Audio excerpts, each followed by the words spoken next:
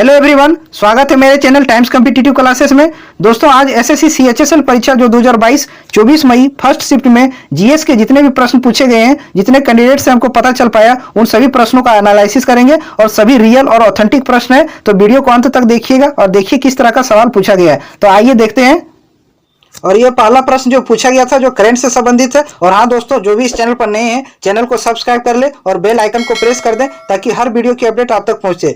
तो एनसीईआरटी के अध्यक्ष के रूप में किसे नियुक्त किया गया है, ये सवाल पूछा गया था। तो दिनेश प्रसाद सकलानी एनसीईआरटी के अध्यक्ष के रूप में नियुक्त हुए हैं। और एनसीईआरटी का पूर्ण रूप है national council of education research and training, और इसका स्थापना 1961 में हुआ था और इसका मुख्यालय नई दिल्ली में। आप इसको भी ध्यान में रखें। अगले प्रश्न पर आते हैं। अगला सवाल क्या पूछा था, लज्जा पुस्तक किसके द्वारा लिखा गया है। तो देखिए, हर शिफ्ट में लगभग 2-3 पुस्तक से सवाल पूछे गए, तो आप कोशिश कीजिए कि जितने भी पुस्तक हैं आप उसको एक बार रिवाइज कर लें। तो लज्जा पुस्तक तस्लीम नसरीन द्वारा लिखा गया था, तो ये इसका सवाल का सही जवाब है। अगला सवाल देखिए क्या पूछा था, भुवनेश्वर में स्थित भगवान शिव को समर्पित लिंग राज मंदिर किस राजवंश के शासन काल में बनाया गया था। तो देखिए, सवाल कहां से पूछ रहा है। ऐसे अगर पूछता कि लिंग राज मंदिर कहां स्थित है तो आप जवाब दे सकते थे भुवनेश्वर, लेकिन ये पूछा कि किस राजवंश के शासन काल में बनाया गया था। तो सोमवंशी राजवंश के शासन काल में बनाया गया था। और इसको बनाया था किसने, आयाती केसरी ने 11वीं शताब्दी में बनाया था।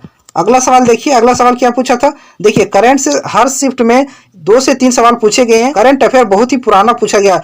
करंट अफेयर में लगभग 1 वर्ष का आपका पकड़ होना चाहिए, तभी आप सवाल को डील कर सकते हैं। तो देखिए क्या सवाल पूछा था, किसे जनवरी 2021 में एशियाई क्रिकेट परिषद एसीसी का अध्यक्ष चुना गया था। तो जय शाह को एसीसी का अध्यक्ष चुना गया था। ACC means Asian cricket council का अध्यक्ष 2021 में किसे चुना गया था, जय शाह को। और जय शाह अमित शाह के बेटे हैं, आप इसको भी ध्यान में रखें। एसीसी का मुख्यालय कोलंबो श्रीलंका में है और आईसीसी का मुख्यालय दुबई में। और आईसीसी के वर्तमान अध्यक्ष ग्रेग ब्रकले हैं और किस देश से हैं, न्यूजीलैंड से। तो सवाल यहाँ से भी कभी कभी पूछा जाता है कि आईसीसी के वर्तमान में अध्यक्ष ग्रेग ब्रकले किस देश से हैं, तो न्यूजीलैंड से। आप इसको ध्यान में रखें। अगला सवाल देखिए क्या पूछा था।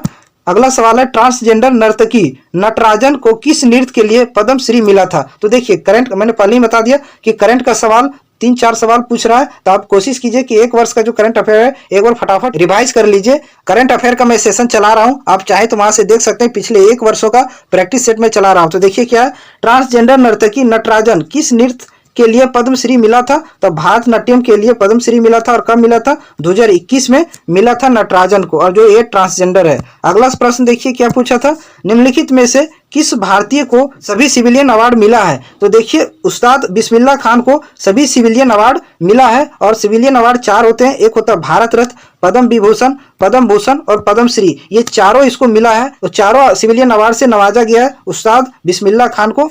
अगला सवाल देखिए क्या पूछा था। अगला सवाल था, ट्रेन टू पाकिस्तान पुस्तक किसके द्वारा लिखा गया है। देखिए सवाल, ट्रेन टू पाकिस्तान खुशवंत सिन्हा द्वारा लिखा गया था। अगला प्रश्न देखिए क्या पूछा था, राज्य की कार्यपालिका की शक्तियां राज्यपाल में निहित है, किस अनुच्छेद में यह वर्णित है। किस अनुच्छेद में यह लिखा गया है कि राज्य की जो कार्यपालिका शक्तियां होती है वो राज्यपाल में निहित होती है। तो अनुच्छेद 154 में यह वर्णित है। अगला प्रश्न देखिए क्या पूछा था।